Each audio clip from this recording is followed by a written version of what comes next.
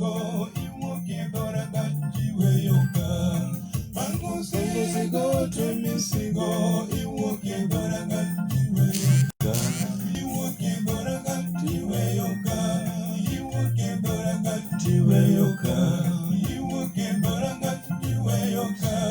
Iwuokie dhoranga iweyo ka.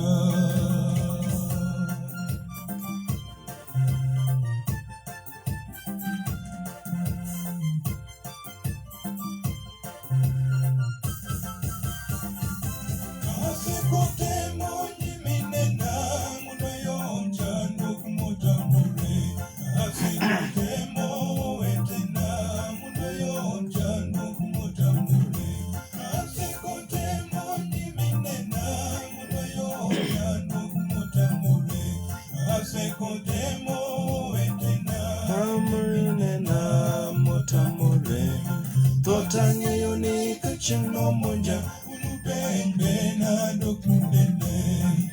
Tang'eyo ni ka chieng' nomonja ulupenj bena dok nunene. Ulupenjo wire ok nunene. Ulupenjo wire ok nunene.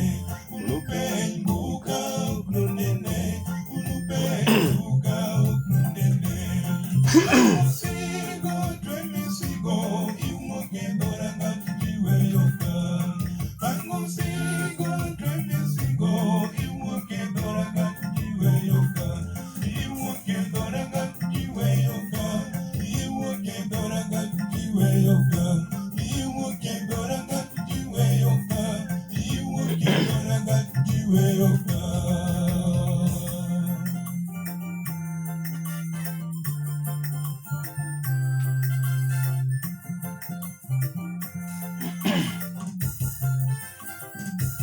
Omiya chomo Yesu majalony, thuon maloyo na lwenje duto.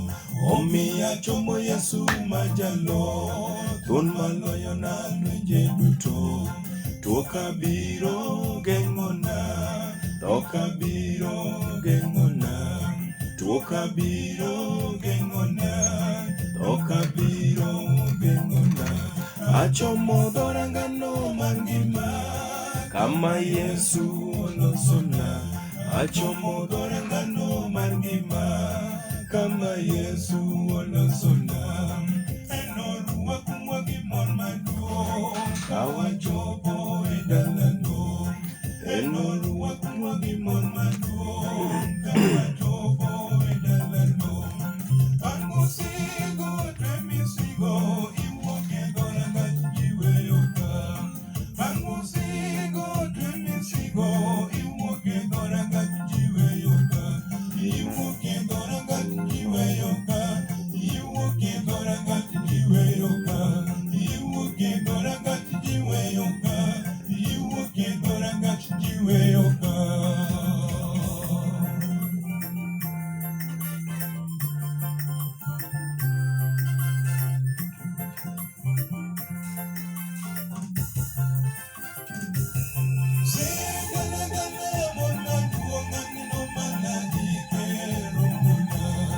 Segalagala mor maduong' aneno malaike romona. Aneno malaike romona. Aneno malaike romona. Aneno malaike romona. Aneno malaike wekoda. Aneno malaike wekoda. Pango sigo twe misigo iwuokie dhoranga iweyo ka. Pango sigo twe misigo iwuokie dhoranga iweyo ka. Iwuokie dhoranga iweyo ka. Iwuokie dhoranga iweyo ka. Iwuokie dhoranga iweyo ka. Iwuokie dhoranga iweyo ka.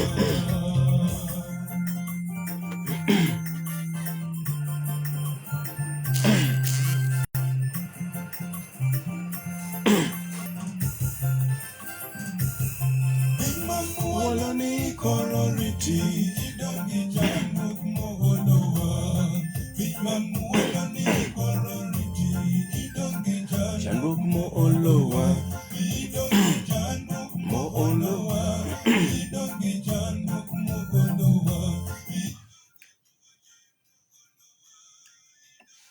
Machiegni ahinya Jawinjo manya Kalendo Badala FM arwakni machiegni ahinya chenro mar jiwruok waroko sabato kochakore saa 6 sechegi nyaka ang' ochop kacha saa 11. Aparo ni ipango siki makare kabisa.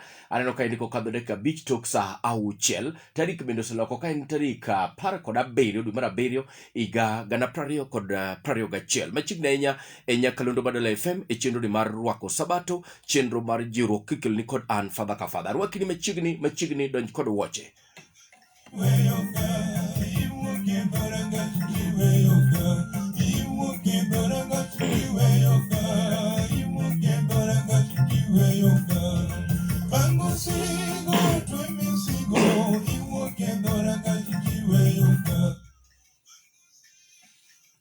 Manasiji mapodi pango sigono yina mondo mi walem kudi kachiel basto wachaka chenro straight away. Anno ko gata oseikore ka endi bathuthanya mar winjo chenro ne mar jiwruok achiel kachiel kokadho Nyakalondo Badala FM. Mae kanisa marwa, wan mae kama waleme. Kwatieko lemo to koro kiny kata ok wayudo kuonde mag lemo ma wachokore to wagone Jehova Nyasaye erokamano nikech waselemo e Nyakalondo Badala FM. Arwakni machiegni yie mondo walem basto wachak chenro ne officially. Yuda Facebook page live. Aneno ka jomoko nena ka endi live koni father waneni kanyo kaki ine Nyakalondo Badala FM. Mae kaka studio chalo.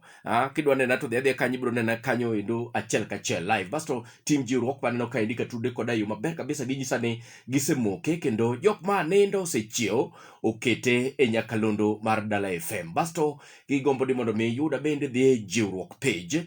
The Facebook page mar jiwruok ibiro yuda kanyo maber kabisa. Ibiro ndiko basto ibiro nyisa kwaya migombo ni mondo mi winji utino masani. Basto kamoro keto nie, kamoro ibiro yuda, kamoro nyalo yuda godo, yuda mondo mi wabed kanyakla e chenro ni mar jiwruok. Wamuke sani nyaka 11. Yina walem kod buk mar Ecclesiastes achiel wes ariyo. Buk mar Ecclesiastes achiel wes ariyo agombo ni mondo mi wasom basto walem godo mondo wachak officially nikech duto te kochaki tikete lweti Jehova Nyasaye to dhi maber. Muma wacho niya, ngima en gima nono, gik moko duto onge tich.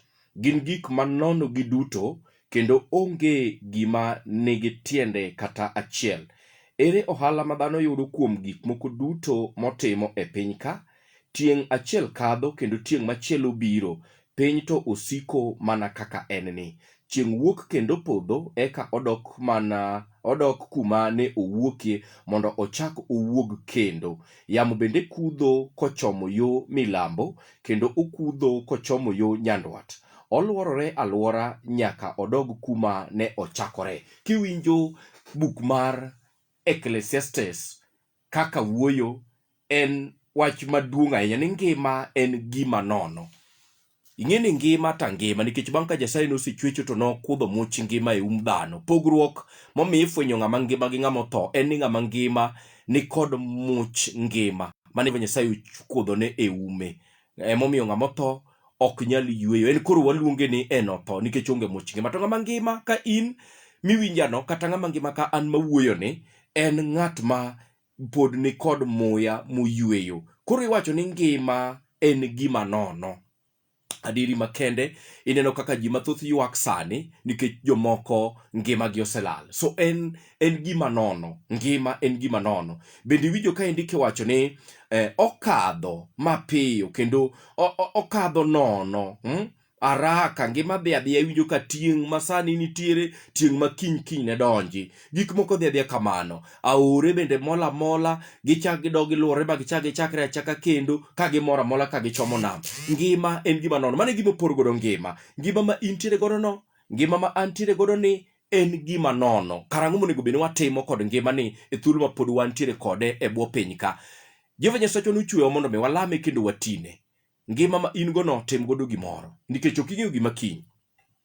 Kawuono intie to kiny ne timni judgment kata bura kiny ne go e wiyi kata kiny ne jaji ni to ne timang'o e thuolo mane pod ngima e piny ka. Ja Kristo kamoro amora miwinja itimang'o kod ngimani. Maduong' moloyo pare jachwech. Timne Jehova Nyasaye gimoro kapod oweni ngima, iyweyo, iwuotho, itimo achiel ariyo adek. Pare Jehova Nyasaye bende mondo mi iptine kende pake. Inyalo tiyo ne bende gi yore mopogore opogore, luwore gi kaka ipango kata kaka ichano mondo mi itine Jehova Nyasaye. Nikech ngimani no ok obi bedo mari manyaka chieng'. Piny osiko mana kaka en ni, to tieng' to kadho kendo tieng' machielo donjo. In tieng' masani, samoro kiny ok ni bedi tieng' makiny. Ni onge tieng' manyoro, kawuono intie, kiny jomoko. In ibiro kadho to piny to en mana kaka en ni. Omiyo ka pod ngima mapok muoch ngima owuok kuomi, tine Jehova Nyasaye, nikech en monyalo gik moko duto, gi ngima ma pod oweni no, e nying Ruoth Yesu. Amen. Yiena mondo walem basto wachak chokruok. Walem. Wagoyo erokamano Jehova Nyasacho ma jachwech polo gi piny gi nam gi sokni mag pi. Erokamano didek mipako e tung piny ang'wen kon gi koni. Wakwanore Joawi tarik 17 dwe mar 7 e higani mar 2021, kiyie mondo mi pod wan to wabed kod much ngima. Kata kamano, iparonwa ni ngima ma wan godo ni en gima nono, nikech kawuono wantie to kiny waonge. Nyasachwa mok buogwa nikech kata mana kit piny ma wantiere ni waneno kaka tho nitie. Bende waneno gik matimore mopogore opogore. Jehova Nyasacho wan gadieri ni ok wabi dak mochwere. To wakwayi ni imed miyowa mijing'o mar tiyoni kapod iwenwa much ngima e bwo pinyni, nikech bura to biro tibiro mana yalwa gi gima ne watimo kapod wangima. Yie mondo mi ifwenyri newa kinde ka kinde Jehova Nyasachwa, kata kopo ni wan e shughuli mekwa mag pile ka pile e piny ma wantiere ni, e yor menyo, e yor tijewa, kata timbewa mopogore opogore. Jehova Nyasachwa, to wabede gi thuolo moro matin ma wanyalo tiyoni godo, nikech chutho mano to gimomiyo nichwe dhano. Erokamano Jehova Nyasachwa, nikech kama piny ogike ni, piny ridore. Kokwang'i Jehova Nyasachwa, kokwakoriek lawi to ok wanyal. Wede gosiepe ywak, jotendni opong' kod jotuo. Kata mana udi nitie jok moko mantiere to gichur. Jehova Nyasachwa, piny opong' kodgi koni kendo onge kwe, be onge ber. Jehova Nyasachwa, piny ni omer. Yie mondo mi chung' kodwa kaka Jehova Nyasachwa. Kapod iwenwa kit ngima kendo kapod iwenwa thuolo mondo mi wanen, yie mondo mi waparie kendo watini kapod sigand piny nitiere. Kanisni olor Jehova Nyasachwa, yie mondo mi ifwenyrinwa, yie mondo mi ichak iduognwa geno kendo. Te thuolo manok mi yie mondo mi wayud mondo mi wapak nyingi kata walem e nyakalondo Madala FM ka Jehova Nyasachwa, madi par nyithindi mabiro ketho nindogi, thuologi, mondo mi wariwre e yor paki kod wachni manondiki ka waonge. Bifwenyrinwa Jehova Nyasachwa, ko jotichni biro elogi. Bende wende mabecho molosi mipaki godo Jehova Nyasachwa, in ma mondo mi ifwenyrinwa mondo wendegi omed sudwa machiegni kwago kang'wa kama wantie, kwa biro machiegni kodi. Talna an bende kaka jata chenro, kiparo nyathini ka nyathini mokawo thuolo mondo keth nindo mondo win chenro ne.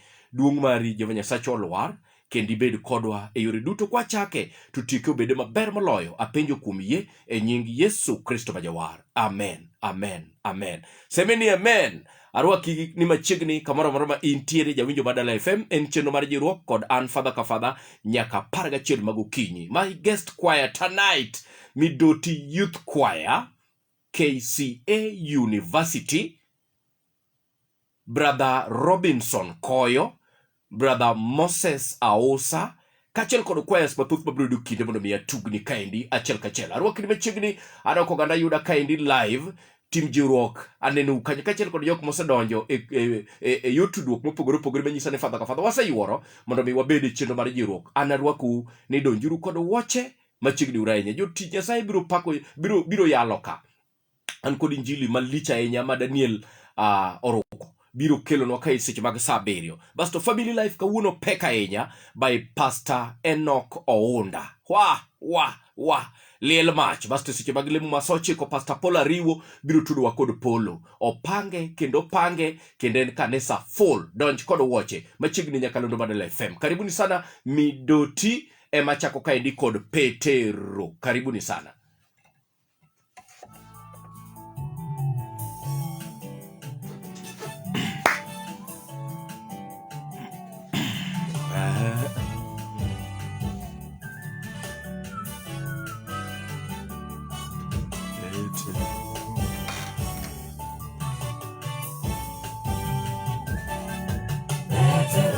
Petero, fikiri kwa makini ukumbuke, rehema na neema nimekupa, lakini bado wewe walikana. Petero nakwambia, lisha kondoo wangu.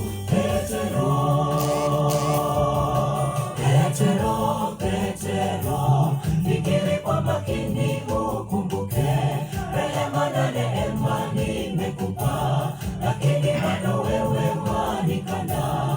Petero nakwambia, lisha kondoo wangu Petero.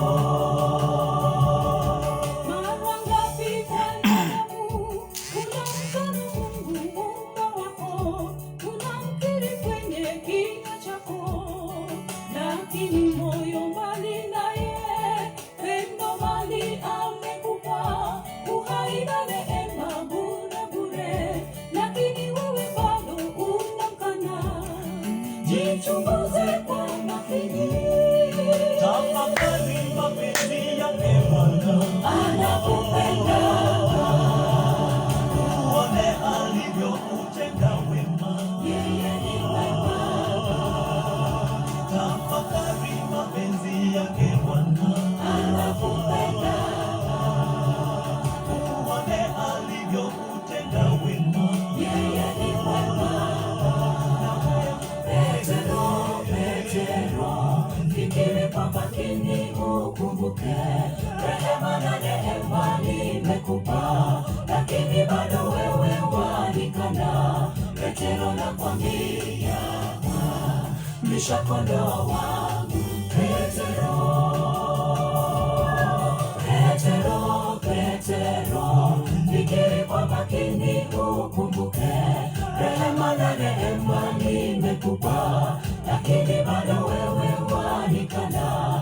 Petero nakwambia, lisha kondoo wangu Petero.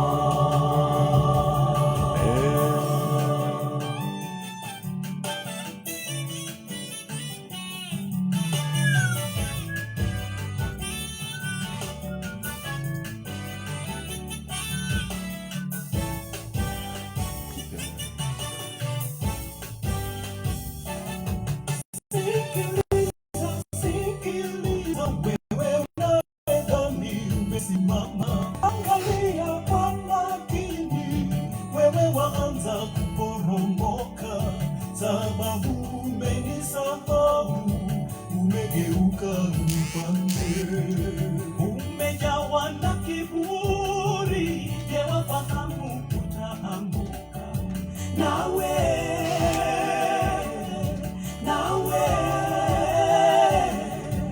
unyenyekee kwake Mwokozi, lisha kondoo za Mungu Baba. Petero, tafakari ulikotoka, tafakari mapenzi yake Bwana anakupenda, uone alivyokutenda wema, yeye ni wema. tafakari mapenzi yake Bwana anakupenda, uone alivyokutenda wema, yeye ni wema. Petero, fikiri kwa makini ukumbuke, rehema na neema nimekupa, lakini bado wewe wanikana. Petero nakwambia, lisha kondoo wangu Petero.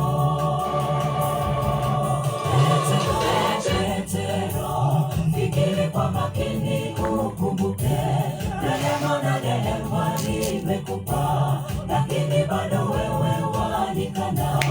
Petero nakwambia, lisha kondoo wangu Chadwick Oyuga, Wycliffe Ofwa, Wan Kanyakla Osiepna. Amen. God bless you. Greetings to Soul Harvesters Ministers. Te Emmanuel Akoko, present loud and clear. Amedi group arjiro. Sawa ba. Adi medi. Petero, rehema na neema nimekupa, lakini bado wewe wanikana. Petero nakwambia, lisha kondoo wangu Petero. Petero, Petero. Oh, Domitna.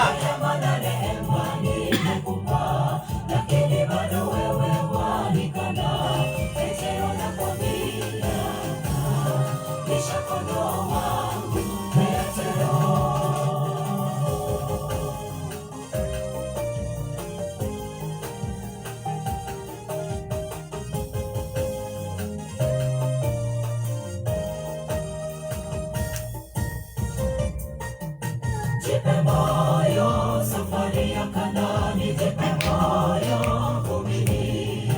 Japo machungu twapitia, jipe moyo, kila siku. Tulia, tulia kwa Bwana, jipe moyo, hadi mwisho. Jipe moyo, safari ya Kanaani, jipe moyo, vumilia. Mary Onge present kod team kubwa, asante sana. Winston Otieno, Father Kafadan Kodi Live, asante sana. Omosh Tiagas, Awinji Balodan Clear, Ka Antire Nyalenda, asante sana usipna. Usingizi wa kiroho, shetani yumacho azunguka. Kanisa la Bwana kuna pepe tukufu sasa wakisi. Calvins Agai, Mwalimu Happy Sabbath, asante Jecheno Bajiru Father, Ka Antire Gendia, Antire Kodi Nyaka Giko, asante sana ba.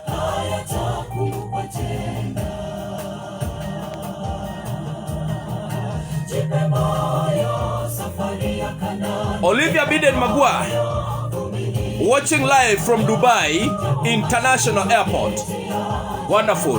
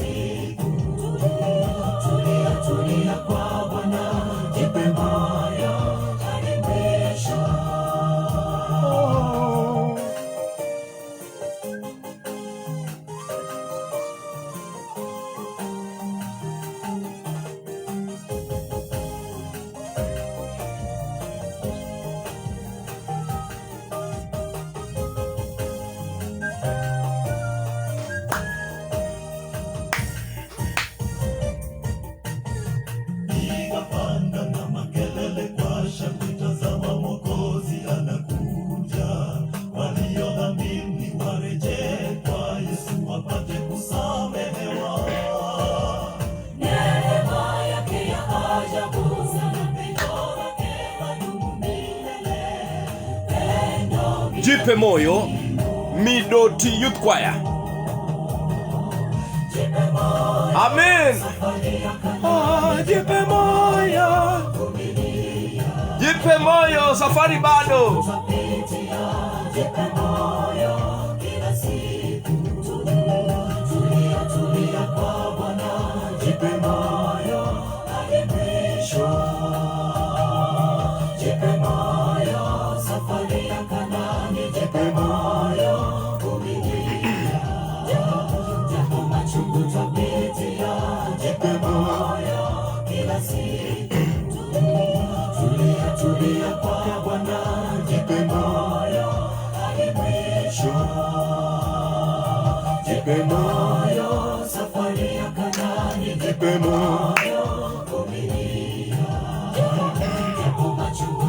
Hey, Amina.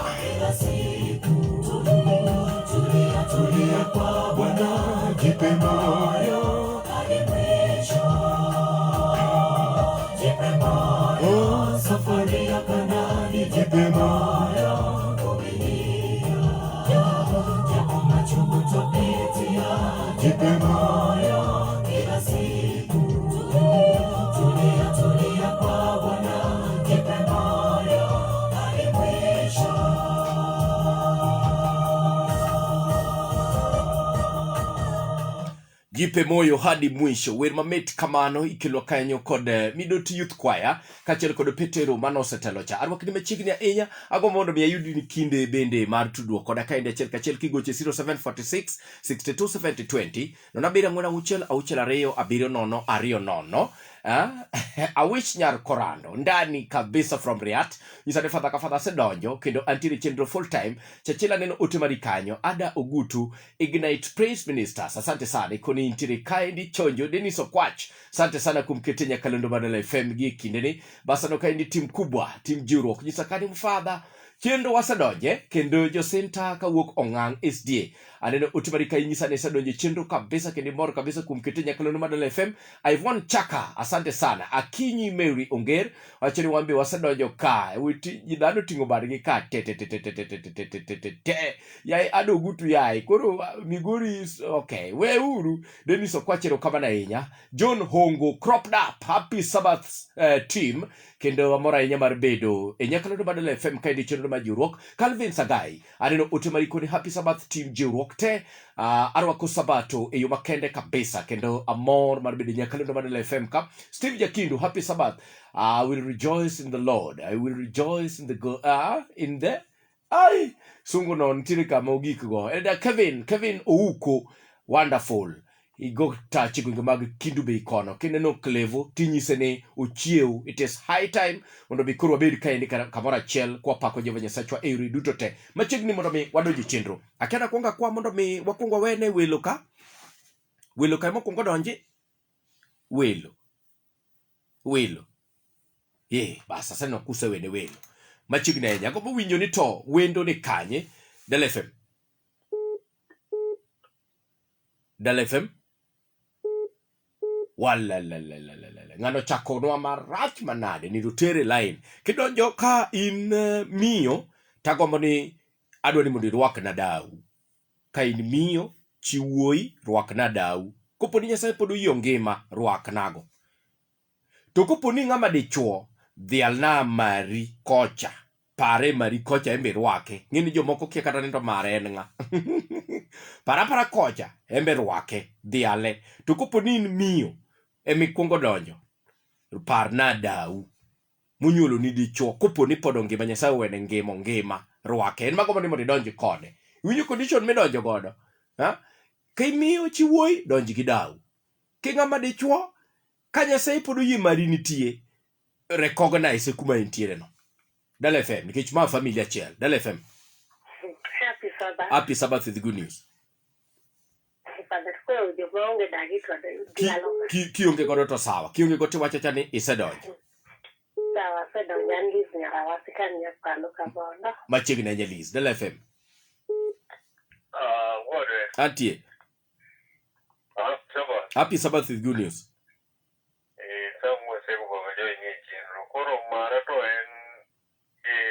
Game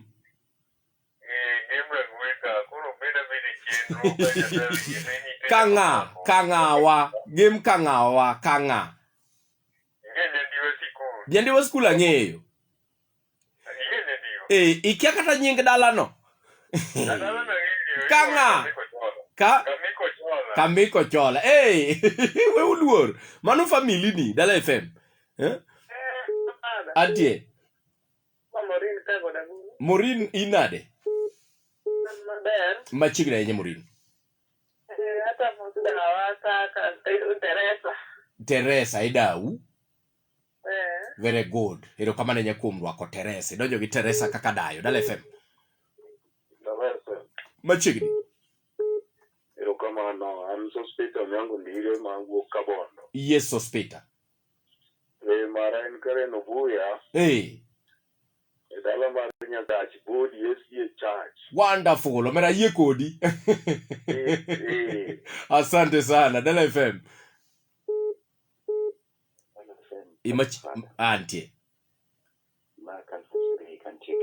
Calvin's agai inade usipna adi maber irwako sabato maber arwako sabato maber fadha ka fadha inyalo pare mari kocha adonjo gi mara kantie dala maramen oho butte the girls ka jaduong' jonorwa but de girls ka Wonderful. Erokamano nya Deputy Magendia High School. Dala FM.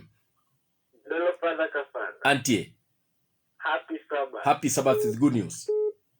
Unajua mani kendi kafrari kama ngeti mwanangu. Cham nyanji nonya kendi gilepi giwoche ni Dala FM. Machigni kar chunyo Uganda. Bye the Allo Winston. Kawo people. Winston wokanye. Viewpoint. The Allo Viewpoint. Oh, je pastor. Yes. Hey, amor kai donje chendo machigni anya Viewpoint dhinadi jadolo. Aparo ni ng'ama maro cha mano be achiel kuom anyuondi donge. Bado kare. Machigni.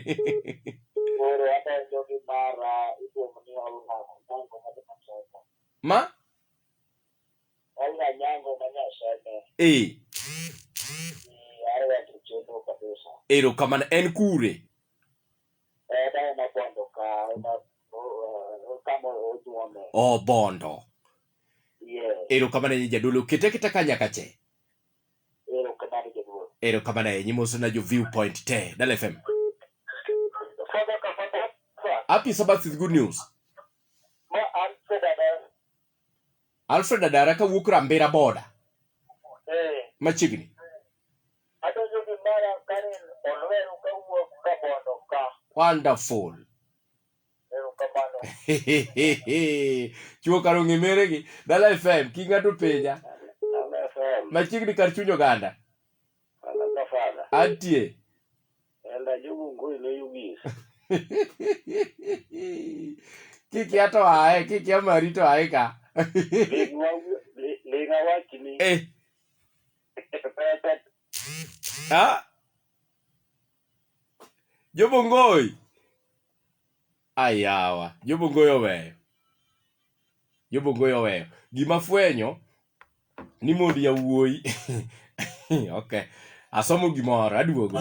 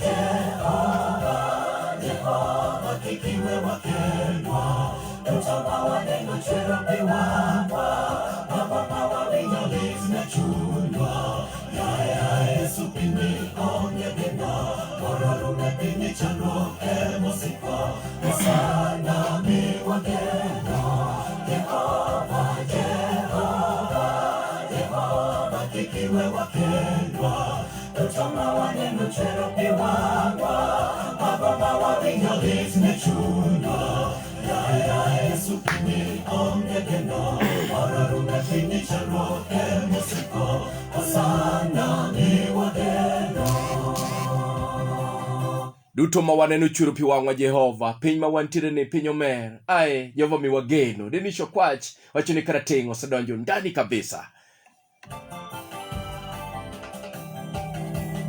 Even gatherings within the streets that are unnecessary should not be held. Stay at home. Stay at home. If you are not doing, Ayawa. go home. Stay at home.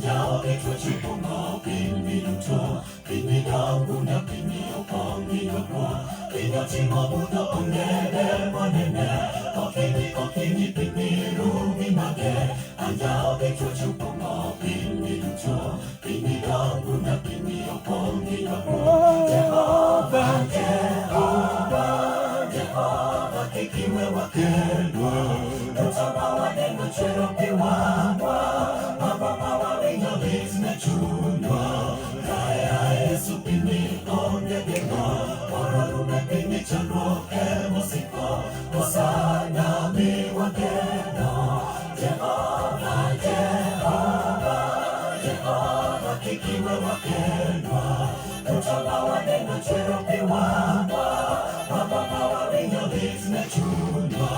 Kaya Yesu pini ongegeno, morarume pini chandro emosiko. Hosana miwageno, Jehova, Jehova, Jehova kikiwe wakendwa. Kutoka waneno chwero piwangwa, mababa wawinyo lit ne chunywa. Kaya Yesu pini ongegeno, morarume pini chandro emosiko. Hosana miwageno, Jehova, Jehova, Jehova kikiwe wakendwa. Kutoka waneno chwero piwangwa, mababa wawinyo lit ne chunywa. Kaya Yesu pini ongegeno, morarume pini chandro emosiko. Hosana miwageno, Jehova, Jehova, Jehova kikiwe wakendwa. Kutoka waneno chwero piwangwa, mababa wawinyo lit ne chunywa. Kaya Yesu pini ongegeno, morarume pini chandro emosiko. Hosana miwageno, Jehova, Jehova, Jehova kikiwe wakendwa. Kutoka waneno chwero piwangwa, mababa wawinyo lit ne chunywa. Kaya Yesu pini ongegeno, morarume pini chandro emosiko. Hosana miwageno.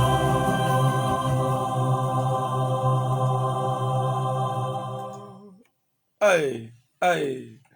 Osana miwageno, osana miwageno. Piny ni chwero pi wang'wa. Kalure kod gik ma timore piny ni, gik ma waneno, chwero mana pi wang'wa. Midoti Youth Choir. Gisepako Jehova Nyasaye kanyo mapek ahinya kod werno machalo kamano. Gisemiwa wende kanyo ma serious. Pod abiro miyi wende gi mamoko bende mbele kaendi with the time kaka wamedo dhi. Gisechegi antiere kod solo artist luongo ni Koyo Robinson. Agombo ni mondo miye thuolo mondo embe opake Nyasaye kaendi. Basta abiro kelo ni KCA University choir be biro pako Jehova Nyasaye. Basto brother Moses Ausa bende biro pako Nyasaye kaendi okang' mamalo ahinya. Omiyo kete mana Nyakalondo Madala FM kae ni mathoth nikech aikoni mathoth ahinya ka. Aikoni mathoth. Parori gi mathoth emikia. Aikoni mathoth. Dakika 36 mosekadho tok sa 6.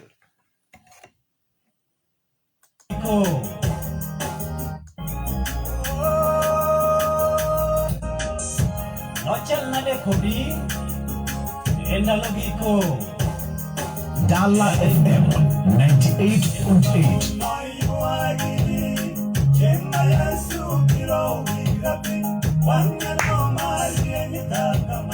Biro tenyo tori chuduto inde manye karifondo Chinna kunna yuagi Chinna yasu biro wirapi Wanyano maria nyakakamach Biro menyo tori chuduto inde manye karifondo Noniri masomo bichunyi Esa chema podi nenwe Ika yesu biro kangwanu Kirigorio bimbi Noniri masomo bichunyi Esa chema podi nenwe Ika yesu biro kangwanu Kirigorio yangenga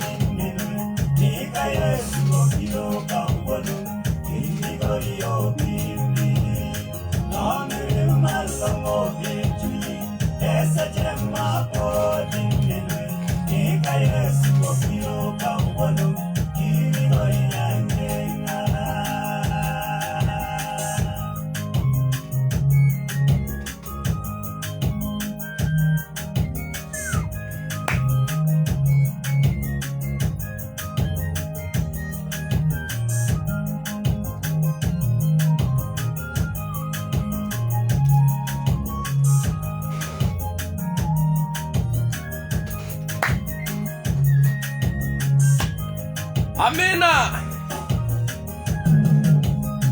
Hallelujah, hallelujah. Jamalayo jangai marupini, jamanegi nanga marupudu. Birolomo ne Yesu. Hello, Nyarkodumo, Nyakachiel. Hey. Hallelujah, Hello. Jamalayo jangai marupini, jamanegi nanga marupudu. Birolero ende marupudu.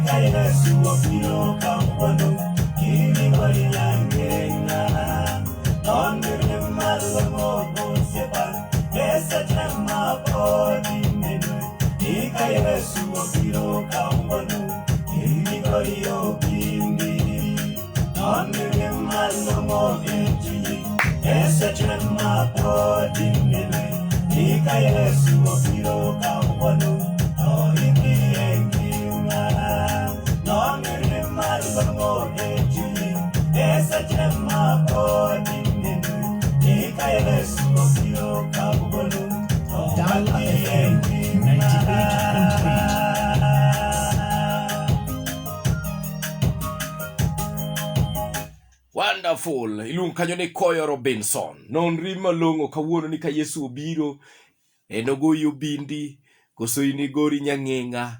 Bende yudo kama ichomo. Mano wer malicha nye mana kuru puonj malicha nye kanyo mikelwa kodi jawer. Ilungo ni solo artist Mr. Robinson Koyo. Ino kama nye wuode kanam kum wer maber. Mipako godo Jehova Nyasaye okang' mamalo. But pada mi kinde kaendi mondo me idonji chenro mar jiwruok nikech kako mokene eneno olele kamano to dhi kamano kaka iwinjo kodhini. Ko in ng'ama dichuo mari emidonjogo. Kopo ni jara nono lepi gi wuocheni kende midonjogo. Ka in ng'ama miyo dau emidonjo. Mit maratari mit ahinya. Dala FM. Itikia kata mari. Wuod jito. Machiegni osiepna. Eh. Binge wede mabathe kocha. Ini dak. Bar pindi gi ai ka bwana. Dala FM. Opak jawar. An makari wuod Agnes. Jawo marango. Machiegni itangi ni podi na ojana. We kwa. In idonjo na gi wuoche gi everything. We chwe ji jogwe. Urberu ne chokoro ko nyithindo. Dala FM. Pada kafa. Antie japo jakwath ang'o motimi? O mera jo safari kwa mlawa moka jue. Aya, nyis jogo ni ne kanisa bwana. Karibu. Ane kanisa ukata na yuma. Oh, hivi kete credit. Ando jogi mama na the late was say. Eh. To koro ane ki basi ilungo mara ora ilungo ni pesa tu anyango. Ana na buti ga kocha. Oh, buti chega kocha.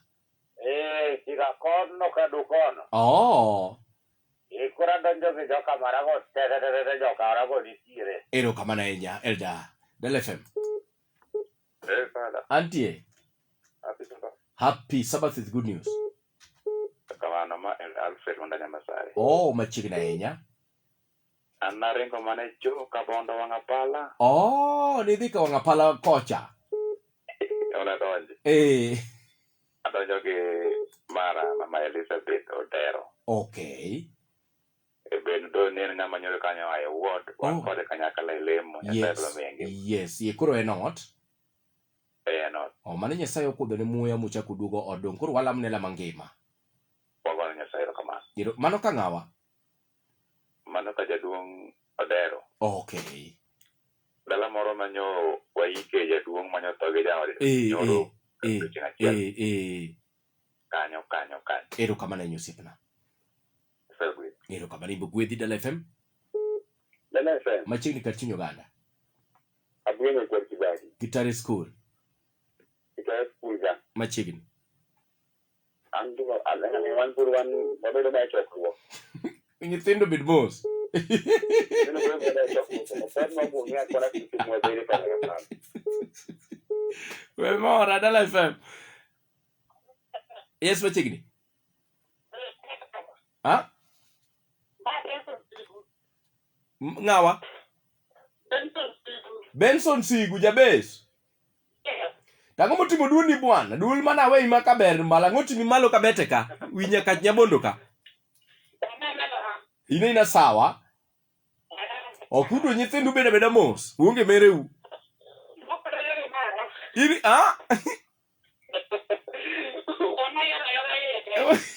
Kawo kunia mubede kwe kona kocha. Dala FM. Dala FM. Urudi ngawe. Hey, nyaka ngawe kama jogi bewede, nyaka pargi jogi be part of us.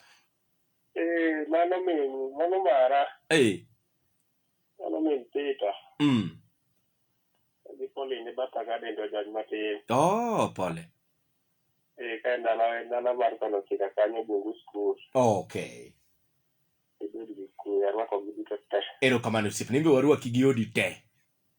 Ero kamano mano uda bongo kaya nyapa sana maskadi mukada. Ero kamano no. Ero kamano mire. Ya, Dala FM. Dala FM. Machiegni. Happy Sabbath is good news.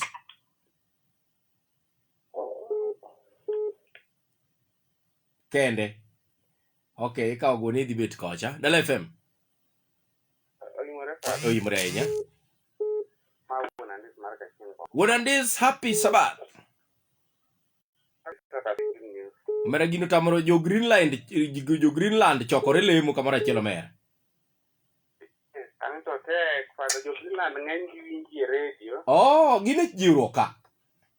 Kendo gine Sabato ma onge kiao ni. Oh, amano ber kabisa mor. Jo Greenland kamoro muwinja jo kwedhe. Pastor Koye mapod pastor u. Mar ka Chieng district. Daman. Amor kudu kabisa rwako ute. Imbe jogi koche nyaparo. Aparo mamo anindo. Ailuonge ni nyabonde min mata gi Ali sadiswan kode bata. Amen. Omera ayie kodi bwana. Ayie kodi mang'eny. Erokamano. Erokamano ahinya. Kete koro kanya kache. Erokamano. KCA University Batimayo.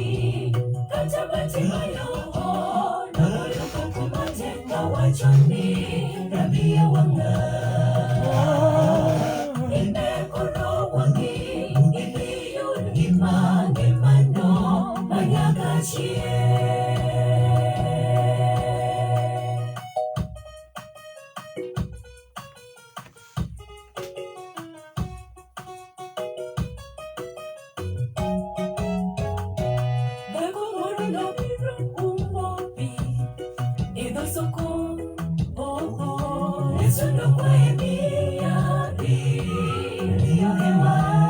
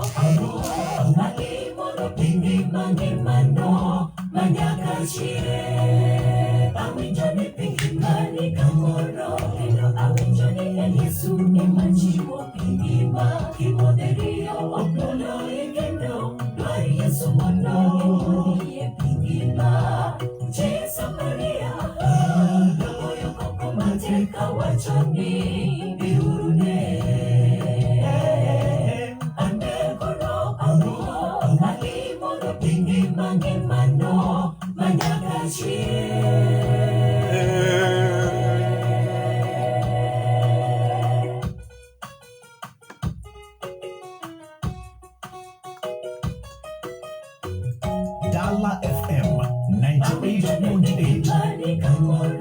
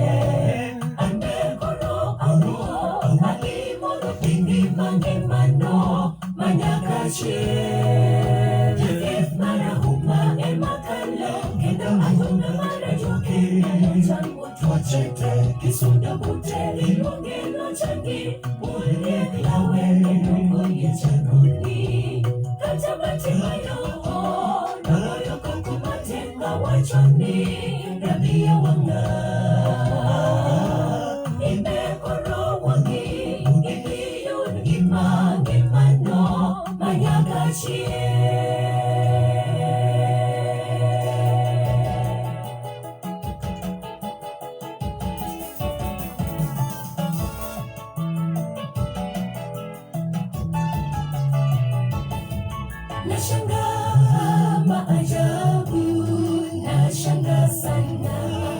Ni siku 3 zimepita kaburini, naye Lazaro hayupo tena. Ndipo Yesu akakutana na wale dada zake Lazaro wawili. Rabi, Rabi, Rabi, rafiki yako Lazaro ameshakufa.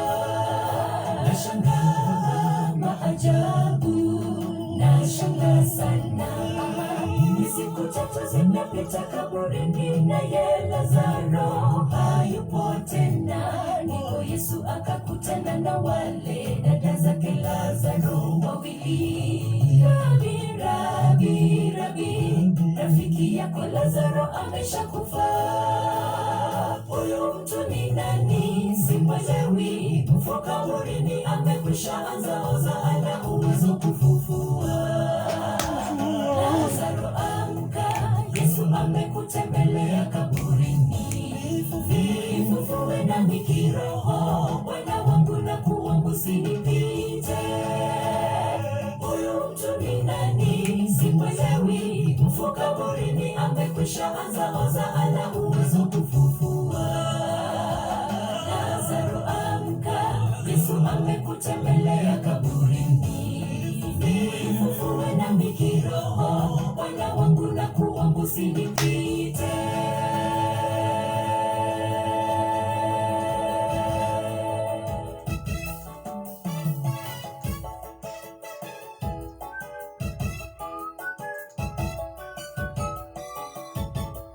Nashangaa maajabu, nashangaa sana. Nairukaruka mbinguni pake Yesu, binti yangu mdogo yuafa. Habari zafika, amekwisha aga, pale sinagogi hayupo tena. Wewe inuka, inuka, huyu msichana alikuwa akilala. Nashangaa maajabu, nashangaa sana. Nairukaruka mbinguni pake Yesu, binti yangu mdogo yuafa. Habari zafika, amekwisha aga, pale sinagogi hayupo tena. Wewe inuka, inuka, huyu msichana alikuwa akilala. Huyu mtu ni nani? Simwelewi. Mfu kaburini, amekwisha anza oza, ana uwezo kufufua. Lazaro amka, Yesu amekutembelea kaburini. Vifufue na mikiroho, Bwana wangu na kuomba usinipite.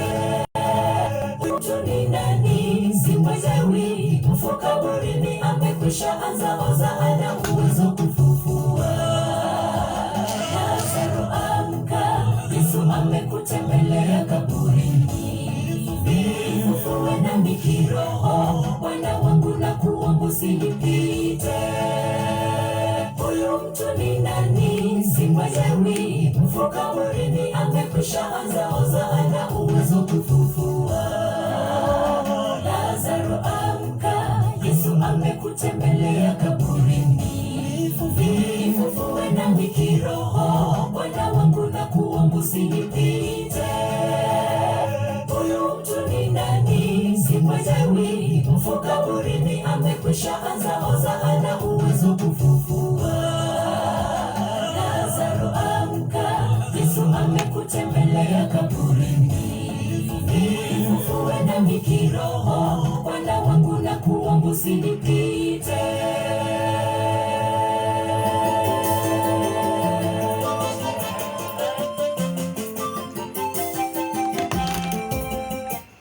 Mutiko pako Jehova Nyasaye kailuongo ni KCA University Adventist Group gi pako Jehova Nyasaye konyo kod wende kadha maber kabisa mating'o nying Jehova Nyasaye malo. E seche gi akelo ni kaendi Moses Ausa, bende ne en achiel kuom wenda e studio kaendi odiochieng' ma kawuono kwarwako Sabato e yo makende ahinya ni an kod Midoti Youth Choir KCA University, Brother Robinson Koyo kachiel kod Moses Ausa.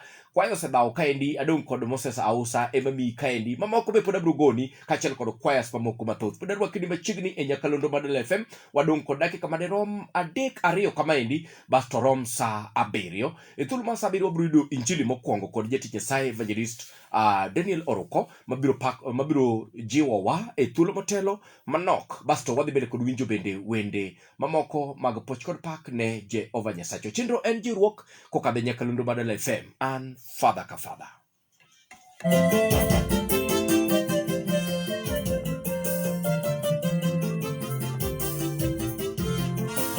Pinya gonda motamo wanga, okole moto pero muro, nangile moto podidhika ken. Sabato to dindoriedo, Jumapili be dindoriedo, Jogihero makati kwero ni. Okolonge jale monyapolo, Analonge nyasaki nyoke feso obe.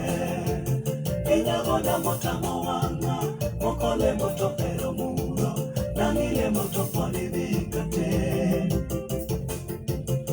Sabato to dindoriedo, Jumapili be dindoriedo, Jogihero makati kwero ni. Oh! Okolonge nyale monyapolo,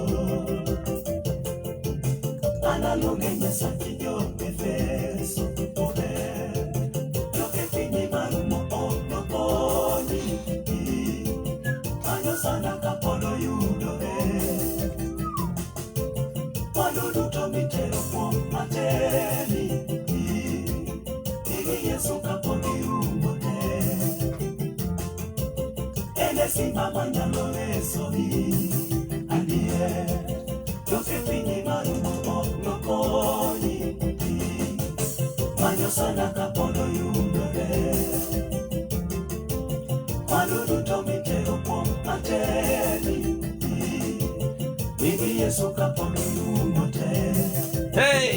Evelyn Oron, Wendy Masi Chijakom.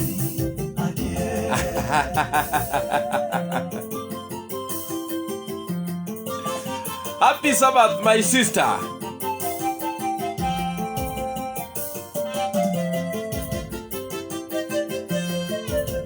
Happy Sabbath, Mr. Pastor, Mr. Pastor.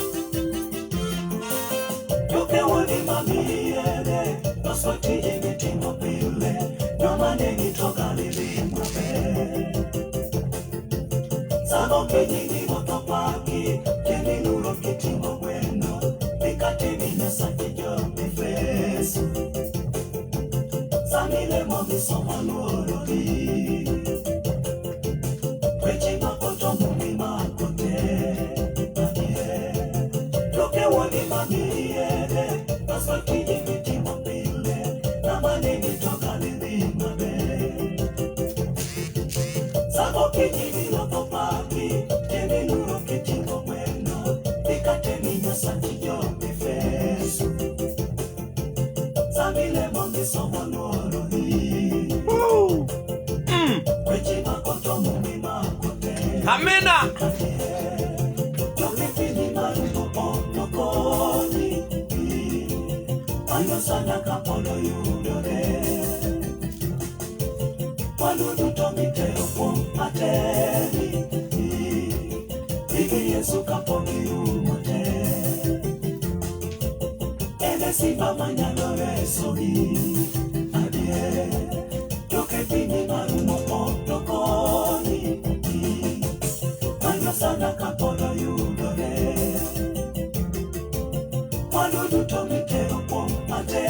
Dala FM 98.8. Amena.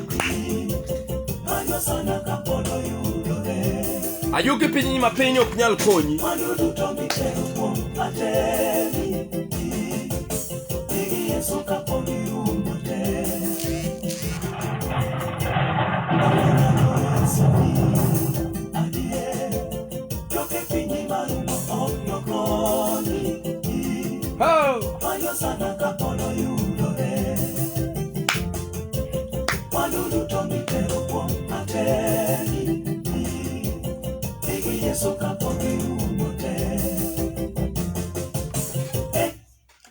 Lukanyel brother Moses Ausa, asante sana. Yuke piny ni mineno gi ok nokonyi. Piny agonda, manyi Yesu kapod oyudore. Ai. Ukangeno dhi kodi nade. Kamoro moro intiro kamano nya Moses Ausa pod biro pako Nyasaye ka ndiko wende mamit mabecho machalo kamago. En dakika 3 mosekadho tok saa 7 machiegni ahinya. Pod amedo marwaki ni bedo thuolo machiegni e telo mogik ka koro Jo-Kristo fwafwaya. Nitie jomoko ma donjo ga kanisa late. Joma koro fwaf uyudo kosirwak ji un koro fwaura fwaya joka mathuolo tamumu donji godo koro fwafwaya Mambianka nyisa kani fadha kafadha werno de koda maber kabisa mar Robinson Koyocha ero kamana nya Mambianka ketemana kani kech kadi tirigi kuma becho kabisa mapodi dhi medo gwidhri godo kaendi Steve Jakido ero kamana nya nyisa kani podi intine kaendi kendo igwidhri makare chachelo asante sana Mambianka wend Robinson Koyono ugwedha malich mokadho ero kamana nya kendo cheche bacho nya magwidhra mang'eny kabisa kokadho e werno kendo amor kabisa e chino ni. Ere ng'ama dong' oko kaendi manyalo wacho ni yawa an kanisa oko orwaka tabe ikora mondo biadu ji chendo 0746627020 nona birio ang'wena uchela ario abirio nono ario nono Dala FM. Happy Sabbath with good news. Min mam Oyugi Skikidong. Karibu sana. Ero kama na min mam Dala FM. Machigni. Machigni nya Dala FM. Ay mai wo Okinda. Okinda. Akaya ria. Kinda ya riat ma kiboswa, riat ma airport. Riat ma be. Riat. Awinjo be Dala FM. Erokamano ahinya osiepna. Erokamano ahinya Kinda. Dala FM. Kare mo be chwako cha nitie riat. Riat mikadhi kichomo gwini. Okay. Dala FM. An makare bana in. Adio maber ma usina kora lo kan tire riat. Koro an ma asenyi dawa ni awugo ko. Koro. Ikia nying dau ma kadichwo. Okay, kare inyalo wuwa koro par kata mana mama wuwa awisha korando. Aroko mama ka tire korando butke mrikayo. Bijo winjo tamad Dala FM. To riat kama inti ni onge kata mana gusipni moro kata achiel ya kata osipi gi moko ariyo di. Osebera wan tire go aroko Jacinta, aroko Wini, aroko jirende gate bawinjo. Onge wachiro kama na enya awish nyakorando bed mana kete ka kikinindi. Okanindi kawuono nitie kodi nyanga gokinyi. Erokamano ahinya. Family life biro kama pek ahinya ni puonjri gik athoth. Erokamano ahinya awish nyakorando. Dala FM. Dala FM. Machiegni. Mara kila tiku. Ilal na tinde brother. Yes, I'm here for the cover. Ai, amor ka cheka winjo dundi machiegni ahinya. Donje matek kinapewa na kinatemo ka nyalo. Adonje mara mantiru yubis kanyo. Yes. Mama pit. Okay. Erokamano ahinya sipna. Dala FM. Sada. Antie. Happy Sabbath. Happy Sabbath with good news. Inasoga ibuchi ngod mariko tino dano sitwi. Anya nenda kino. Wada ne gidano ko ka adek fata. Adonga kod wuono mariko tino dano sitwi ne time kidala mar simbi na ima kanyo. Kod mimi adorina uma yar konyango. Time simbi na ima kod owaga Paul onyango the staff. Ano kodi chendro fata. Okay, Dala FM. Sada. Auntie. Vero kingo ntie kodi. Vero ni ntie chendro. Antie. Amor kabisa maga ngini jok ma podongi meregi. Aroko di duno de. All Sam. Nyaka wila. Erokamano sipna. Dala FM. Dala FM. Machiegni Dala FM. Bwana zisiwe. Amena. Ma ochelewa mena Sophie Margangre kakelo duli. Chiegni Sophie. Arwako jidute chokruok. Chokruok be. Bernde. Erokamano ahinya Sophie Margangre. Bas, ngini nyaka jo Kristo modo je chien bende recognize kamano kwa gifil ligi ne chokruok. Bas tangini nitiri tim maduong' timo ling thi.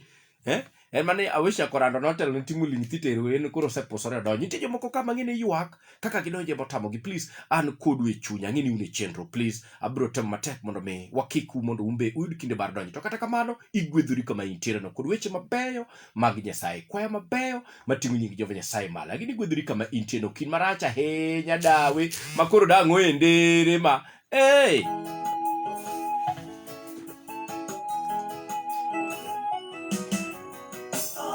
Jehova era mari tusta malero aworo muono mari dio chunya geno. Jehova era mari tusta malero aworo muono mari dio chunya geno. Donge jito pile imachalo bonge piniu anasikaton donga penyorana timango jomoko to eyamo jomoko to kathiedore anarach moloyo donga penyorana timango donge jito pile imachalo bonge piniu anasikaton donga penyorana timango jomoko to eyamo jomoko to kathiedore anarach moloyo donga penyorana timango. mari tusta malero awuoro ng'uononi mano mari miyo chunya geno. Jehova era mari tusta malero awuoro ng'uononi mano mari miyo chunya geno. Erokamano imiya bedo gi ngima kanigola to ikela e ngima mabadendo nyingi gi nyasi. Erokamano imiya bedo gi ngima kanigola to ikela e ngima mabadendo nyingi gi nyasi.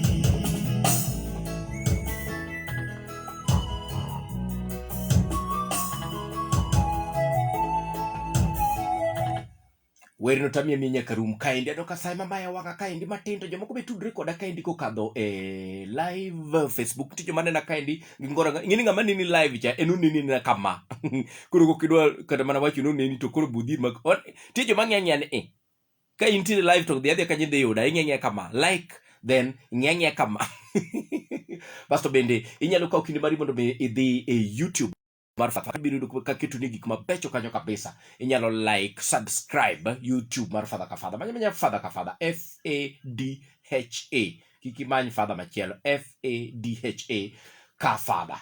Ibro yuda kanyo kabisa, bro subscribe gik mathoth nitire kanyo mondo me inbe imed gwedhri goda no koganda mathoth lo wakandi bende Facebook page. Wendi Chijakom, kama na nya Wendi Chijakom, asante sana mano nyathewa mano nyamera, asante sana Musda Pastor. Ikone I hope ni okiwe na rating, okay? Chalimbago iro kama na nyikodo sepa mor benta Musa pisabat Fatha ka Fatha mor kabisa kendo antiri kudi ejirok koni kanyino rwako dawa irwako dau Rosa Nyauyoma nyar kanjira kani wagwe kobiero. Wedi to yutudore kama ng'eny. Basabri idu kile bodo miakeli mamoko bende. Basta wa ikone mondo winji jili mokuongo kokadho kuom jatinya side Daniel Oruko. Imiya bedo gi ngima kanigola to ikela e ngima mabadendo nyingi gi nyasi. Erokamano imiya bedo gi ngima kanigola to ikela e ngima mabadendo nyingi gi nyasi.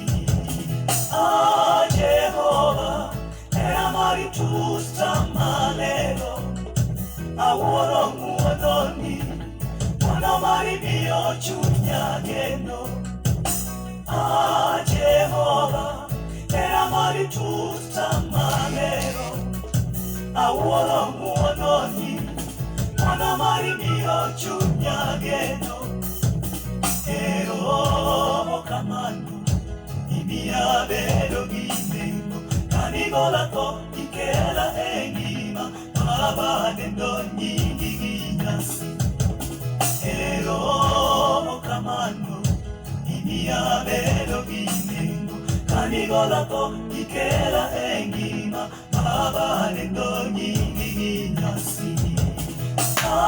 Jehova era mari tusta malero awuoro ng'uononi mano mari miyo chunya geno. Jehova era mari tusta malero awuoro ng'uononi mano mari miyo chunya geno. Erokamano imiya bedo gi ngima kanigola to ikela e ngima mabadendo nyingi gi nyasi. Erokamano imiya bedo gi ngima kanigola to ikela e ngima mabadendo nyingi gi nyasi. Erokamano imiya bedo gi ngima kanigola to ikela e ngima mabadendo nyingi gi nyasi. Erokamano imiya bedo gi ngima kanigola to ikela e ngima mabadendo nyingi gi nyasi.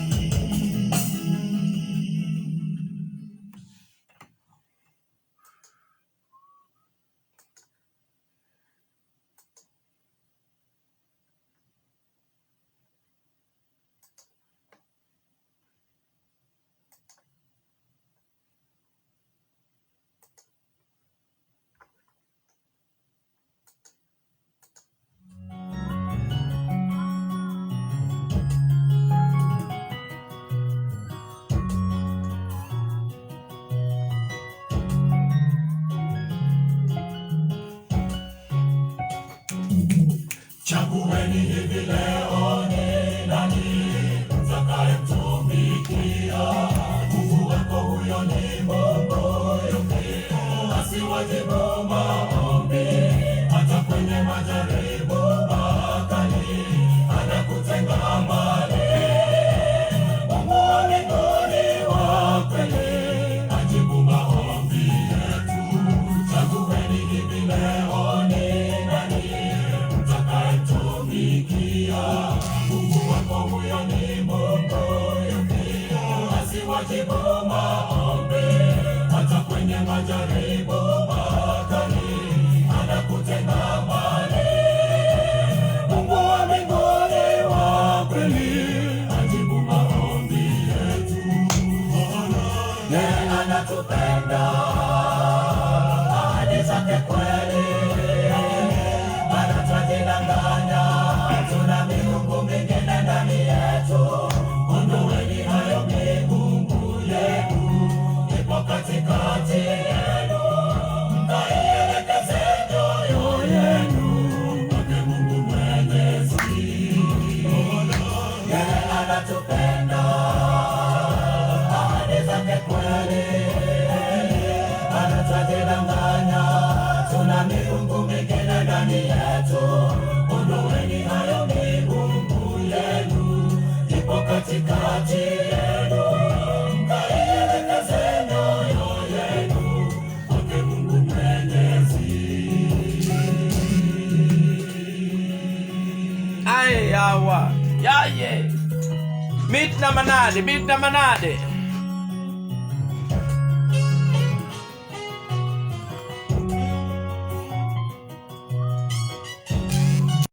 Puonjo. Nanyi kama mkiona vibaya kumtumikia Bwana, shambani mwake ana watu wengi wanaojiandaa tayari. Wengi washuka, wengine wapanda, neno lake linadumu. Mungu wa mbinguni wa kweli, ajibu maombi yetu. Nanyi kama mkiona vibaya kumtumikia Bwana, shambani mwake ana watu wengi wanaojiandaa tayari. Wengi washuka, wengine wapanda, neno lake linadumu. Amina. Mungu wa mbinguni wa kweli, ajibu maombi yetu. Yeye anatupenda, ahadi zake kweli, anatudanganya, tuna miungu mingine ndani yetu. Ondoeni hayo miungu yenu, ipo katikati yenu, mkaielekeze mioyo yenu kwake Mungu Mwenyezi. Yeye anatupenda, ahadi zake kweli. I'll be back. Wamodhu pi moro matin. Amodhu pi matin aduogo joma yuda gine Facebook live. Oh, Lavenda Mboya, happy Sabbath. Thank you very much kum chopo. Better late than never. So moro benuse kendi better never than. Pam Nyagosi to Faith. Thumbs up, Father Kafada. Thank you very much kum ketwagi show maber kabisa. Asante sana Pam. Neno kaidika ngama kendo matude koda ka no kasa somo jomodong te. Winston Otieno no kamana Nyameri Onger, Omosh Tiagas, Calvins Agai. Oi.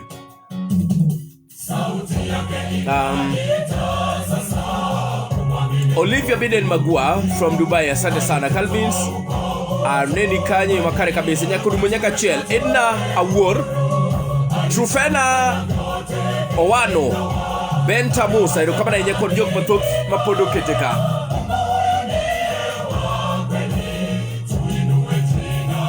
Amen.